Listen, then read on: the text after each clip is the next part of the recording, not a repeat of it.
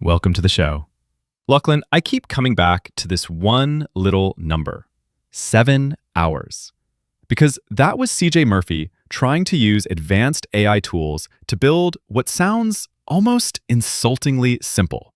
A GitHub-hosted web form with 2 fields, a password-protected submission, and an admin view. 2 fields, not a moon landing, not a trading engine, a form. Yeah, 2 fields is backyard shed stuff. That's not assemble a spaceship with a butter knife. A decent human developer could knock that over in, 20 minutes? Maybe a bit longer if the Wi-Fi's acting like a galah. But CJ used ChatGPT Atlas, switched to Claude for debugging, kept prompting properly, kept correcting it, and the whole thing turned into a 7-hour wrestle. And that's the part I find so revealing. The promise of AI, at least the sales pitch, is compression. Less time, less effort, fewer bottlenecks. But CJ's story sounds more like supervising a bright student who keeps making tiny mistakes. Not catastrophic, not absurd, just dozens of little misses that pile up. A wrong path here, a broken assumption there. One fix creates another problem. That professor analogy is bang on. Like, the student's keen, listens well enough, even sounds confident, but you wouldn't let him wire your house unsupervised. And that matters because people hear AI can code and imagine you chuck it a prompt, go make a coffee, come back, job done. CJ's example says the opposite. The work becomes inspect, correct, reprompt, test, debug, repeat till your eyeballs dry out. And I think the sharp question is this. If the system is truly capable in the way we've been told, why does a 20-minute task become a 7-hour chain of supervision? Because 7 hours isn't a rounding error. It's not a little slower than expected. It's a totally different kind of work. Exactly. 20 minutes versus 7 hours is the whole ball game. That's not automation, that's overhead. It's like saying, "Good news, mate, I've invented a self-cooking barbecue." And then you spend the entire Arvo stopping it from setting the deck on fire. Sure, technically the barbecue's doing something, you're still stuck there babysitting it. Right. And I don't even think this means the tools are useless. That's too easy. The interesting thing is that CJ seems to know what he's doing. He wasn't just flailing around with vague prompts. He used strong prompt engineering, moved between tools, used Claude specifically for debugging when one path wasn't working.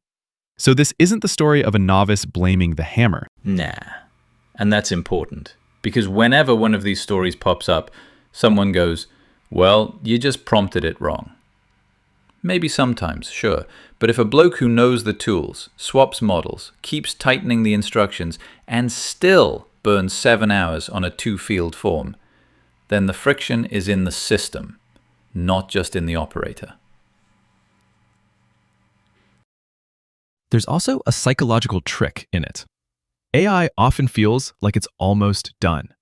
It gives you something plausible looking, and plausibility is a dangerous kind of seduction. You think, oh, we're close.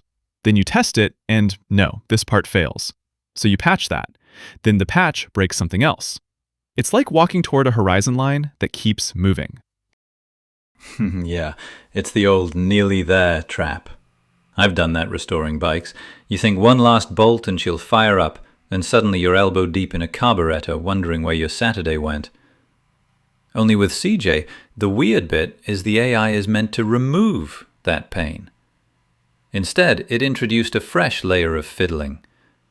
So the real question for me is, are we saving labor or just changing the shape of it? And once you ask it that way, the hype starts to look a little thin. Because the value isn't just whether AI can produce output, it's whether that output is reliable, repeatable, and trusted enough that a human doesn't have to hover over it the whole time. CJ's form story says we're not there. Not even close, really. And that rolls into the bigger pattern. The issue isn't one annoying form. It's repeated errors, weak reliability, and this weird lack of memory. You correct the thing, start a new session, and half the time you're back at the same pothole.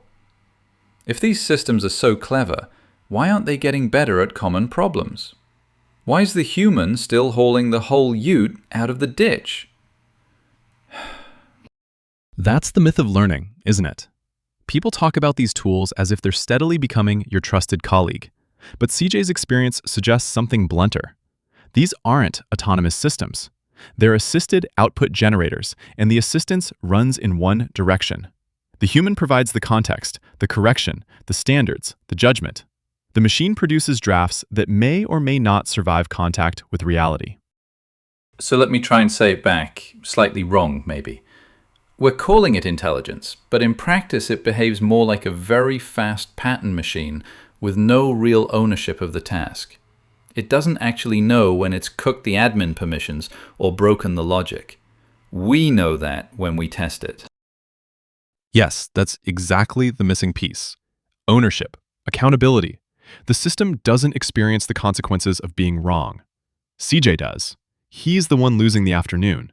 He's the one switching from ChatGPT Atlas to Claude, trying to salvage momentum. He's the one deciding what working even means. And then you get his second example, which is even messier because it leaves the neat world of a coding task. He tries to automate podcast distribution to Facebook and LinkedIn using Zapier. Sounds tidy on paper, right? Hook the platforms together, push the episodes out, done. But instead he runs into broken workflows, dodgy integration design, and unclear permission models. After 10 plus hours, the fix comes from CJ's own reasoning, not from AI magic. The 10 plus hours is the thing that sticks for me. Because again, that number changes the story. If the automation layer creates more coordination work than it removes, then what exactly are we calling efficiency? And with Facebook, LinkedIn, Zapier, those are named platforms with real constraints, real permissions, real governance issues. This isn't some abstract future problem. It's happening at the level of everyday operations. Yep, this is where the hype mob goes a bit quiet. Because the failure isn't just the model spitting out a wonky answer, it's the whole stack being patchy. APIs don't line up cleanly, permissions are murky, workflows break in annoying little ways, and there's no proper standard holding it all together. Bit like the early internet before the roads were paved. Everybody had a map, nobody had the same street names. That comparison matters. Before standards converge, progress feels magical in demos and chaotic in practice. And organizations tend to hide that chaos under the language of transformation. But if you strip away the shiny language, what CJ is describing is a governance vacuum. Fragmented integrations, weak interoperability, unclear rules about who can do what, and humans constantly stepping in to interpret the mess. Which brings us to the real reframe. AI isn't wiping out human work. It's creating a supervision economy. More validation, more correction, more orchestration. We're not replacing engineers. We're turning them into machine wranglers. Babysitters, basically, but with better laptops and worse posture. And that sounds funny until you feel the weight of it. Because supervision is still work. In some cases, it's harder work. More cognitive load, more vigilance, more responsibility without the satisfying clarity of doing the thing cleanly yourself. The machine may generate the first draft, but the human becomes the last line of defense. And maybe that's the skill that actually matters now. Not just coding, not just prompting, controlling systems that don't behave predictably. Knowing when to trust, when to check, when to pull the plug and do it the old-fashioned way. That's not as sexy as the robot replaces everyone headline, but it's a lot closer to what's happening on the ground. Yeah, I think the danger is that leaders hear automation and picture subtraction. Fewer people, lower cost, cleaner process. But CJ's stories point to addition, more oversight, more judgment, more invisible human effort stitched into the gaps. So maybe the real question isn't whether AI will replace us. Maybe it's whether we're honest enough to admit how much of its apparent intelligence still depends on human beings standing behind the curtain, catching it before it falls. That's the bit to sit with, I reckon. Anyway, good yarn, mate.